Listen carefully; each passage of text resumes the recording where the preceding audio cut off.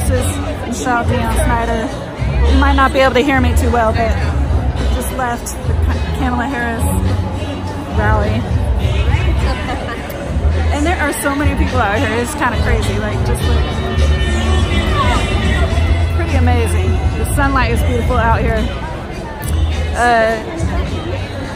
I'm not making any opinions yet of who I'm going to vote for, but I am writing a piece for the Laney Tower. We'll get that out soon, by the end of this week, because we actually do a newspaper. But I'm showing just how chaotic it is. Like, this is what I'm trying to walk through right now.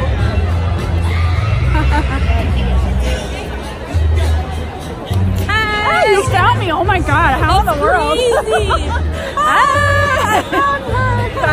Saskia! They let like a bunch of people in right as she was really? speaking. So I was like, oh, they just let them loose, huh? Yeah, dude, not everyone, but like I was like the last 10 people to come in. Oh, really? There were like 10 more. Oh, and I was like, and that's it? Yeah, that was it. I've been here since 10:30 Oh my gosh, I'm sorry. There's too many people out here for me. I know. So what did you think about it so far?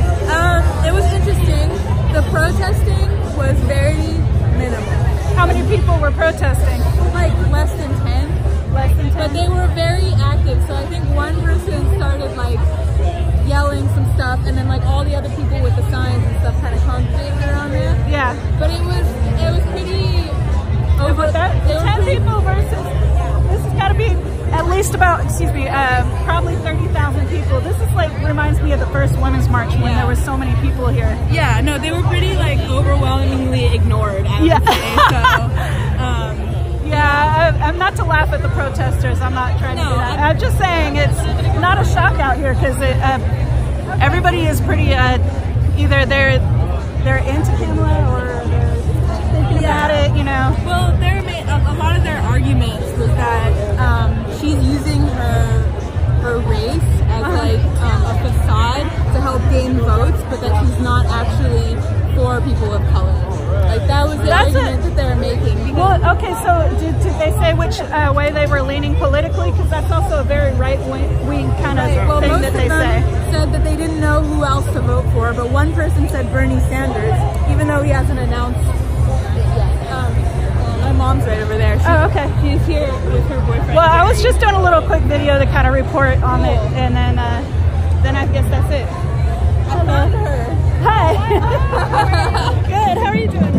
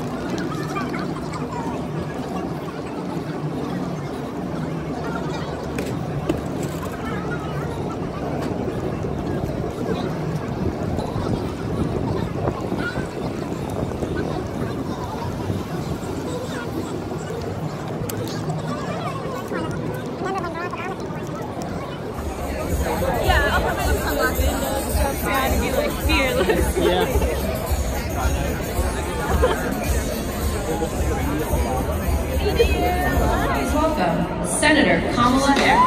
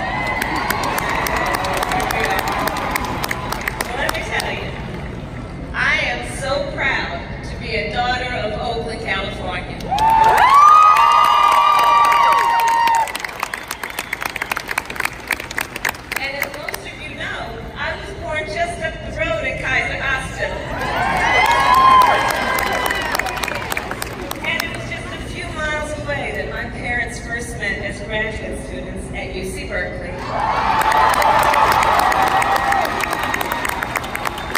where they were active in the civil rights movement. And they were born half a world apart from each other. My father, Donald, came from Jamaica to study economics. My mother, Shamala, came from India to study the science of fighting disease. They came here in pursuit of more than just knowledge. Like so many others, they came in pursuit of a dream. And that dream was a dream for themselves, for me, and for my sister Maya.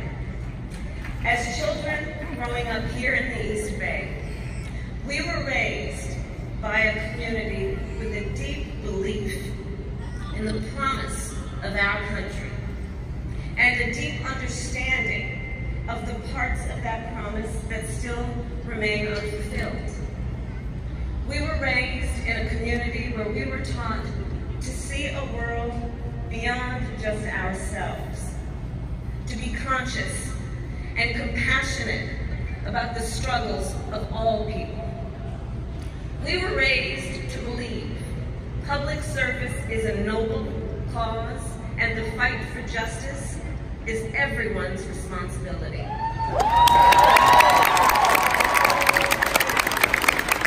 fact, my mother used to say, don't sit around and complain about things, do something.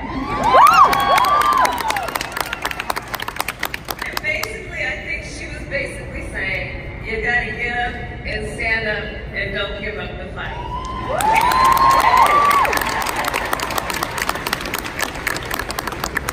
And it is this deep-rooted belief that inspired me to become a lawyer and a prosecutor. It was just a couple of blocks from this very spot, nearly 30 years ago, as a young district attorney, I walked into the courtroom for the first time and said the 5 words that would guide my life's work. Kamala Harris for the people.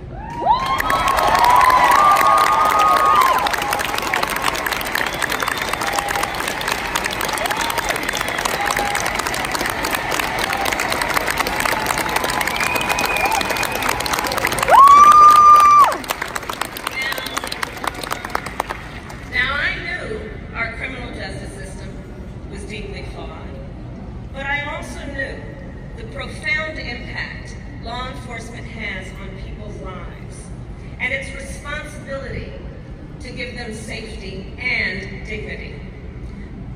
I knew I wanted to protect people, and I knew that the people in our society who are most often targeted by predators are also most often the voiceless and vulnerable. I believed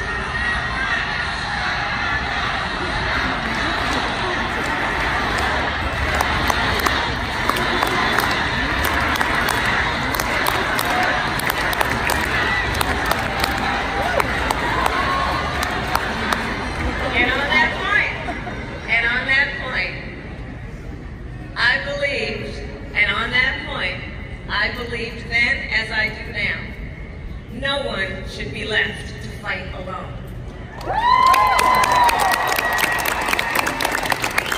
Because you see, in our system of justice, we believe that a harm against any one of us is a harm against all of us. That is why when a case is filed, it doesn't read the name of the victim, it reads the people. And this is a point I have often explained to console and counsel survivors of crime, people who faced great harm, often at the hands of someone they trust, be it a relative, or a bank, or a big corporation. I would remind them, you are not invisible. We all stand together. Because that is the power of the people. In my whole life, I've only had one client, the people.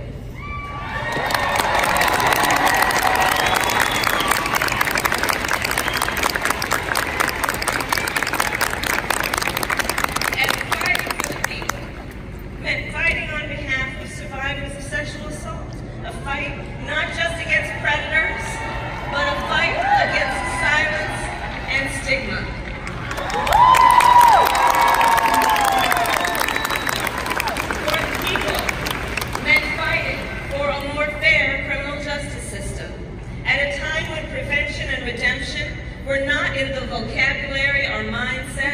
most district attorneys, we created an initiative to get skills and job training instead of jail time for young people arrested for drugs.